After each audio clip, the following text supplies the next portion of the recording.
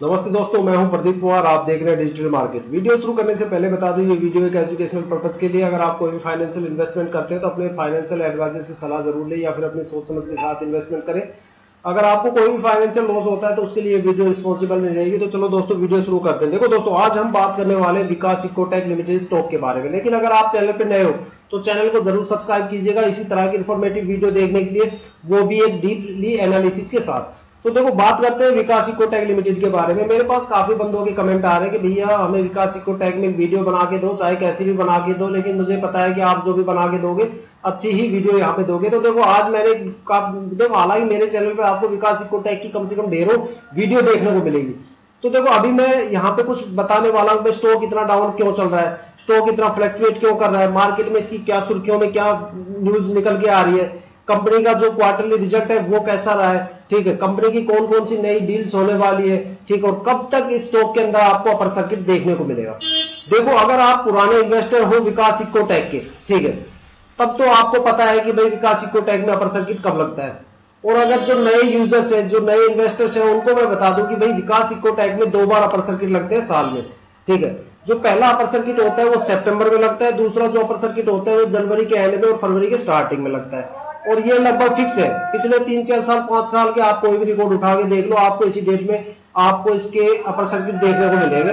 अगस्त में नहीं मिलेगा, या तो जुलाई में मिलेगा या सितंबर में मिलेगा, बाकी किसी महीने में नहीं मिलेगा। 12 महीने में या फिर जनवरी के एंड में या फरवरी के स्टार्टिंग में। जनवरी और फरवरी वाला बिल्कुल फिक्स है कि उसमें तो अपर सर्किट रहता है चाहे वो कुछ भी हो जाए, ठीक है। लेकिन अगस्त और सितंबर में डेट थोड़ी चेंजेस हो जाती है। अगर मान लो सेंसेक्स ओवर वैल्यू को क्रॉस कर देता है जुलाई तक, तो जुलाई में अपर सर्किट दिखा देते हैं विकास इकोटेक में। अगस्त में तो इसका, सितंबर में तो इसका फाइनल ही होता है, ठीक है। और सितंबर में जो इसका अपर सर्किट लगता है वो 5 सितंबर से लेकर 10 सितंबर के बीच में स्टार्ट हो जाता है। उसके बाद आपको ये जबरदस्त, और ये सिर्फ 5 दिन में ही, मतलब इतने जबरदस्त अपर सर्किट मारेगा, टोटल 5 दिन में ही अपने सर्किट की जो हायर वैल्यू है उसको अचीव कर देगा। लेकिन जो जनवरी वाला अपर सर्किट है उसको अचीव करने में ये कम से कम 20 से 25 दिन का टाइम ले जाता है। तो ये 10 सितंबर में तो ये 10 दिन में ऊपर जाके नीचे आ जाएगा तुरंत, ठीक है। तो मैं आपको बता दूं, अगर आपने इतने टाइम तक होल्डिंग किए ना, तो भाई साहब 5-10 दिन 15 दिन और होल्डिंग कर लो। नहीं तो देखो, इतने साल हो, इतने महीने आपने होल्डिंग किए, जब ये अपर सर्किट लगेगा तुम सबका माल एक ही दिन में, 1 घंटे में सिमट जाएगा। उसके बाद आप बाई कर ही नहीं पाओगे, ठीक है। जैसे ही आप ऑर्डर लगाओगे वो ऑर्डर शाम तक रखा ही रहेगा, क्योंकि वहां पे सेलर तो रहेगा ही नहीं, ठीक है। सेलर तुरंत गायब हो जाए, उनको पता है अपर सर्किट शुरू हो गया, अब बेचने का कोई फायदा नहीं, अब तो ऊपर जाके बेचेंगे जब ये ऊपर वैल्यू पे जाएगा। और इसकी बार इस बार जो इसका जो टारगेट होने वाला है, जो हायर वैल्यू होने वाली है, वो कम से कम 6 रुपए के आसपास होने वाली है, ठीक है। 6 रुपए या 6 रुपए 10 पैसे, ठीक है। इसके पास ये अपर सर्किट बनेगा और इसकी हायर वैल्यू रहेगी, जिसको 15 या 10 सितंबर तक टच करके आ जाएगा, ठीक है।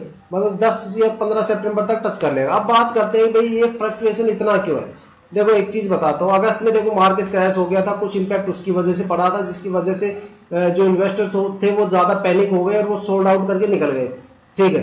जो NYSE था, न्यूयॉर्क स्टॉक एक्सचेंज, वो 1000 पॉइंट गिरा, तो यहाँ पे सेंसेक्स में 3500 पॉइंट की गिरावट हो गई 5 से 7 अगस्त के आसपास, ठीक है। तो जिसकी वजह से उसको रिकवर होने में थोड़ा टाइम लगा। लेकिन आपने ध्यान दिया होगा तब भी ये 65 से नीचे नहीं गया, ठीक है।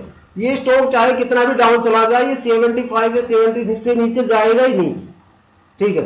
हद मार के अगर सेलिंग प्रेशर जबरदस्त क्रिएट कर दिया तो लास्ट 65 तक, 365, इससे नीचे ये नहीं जाएगा।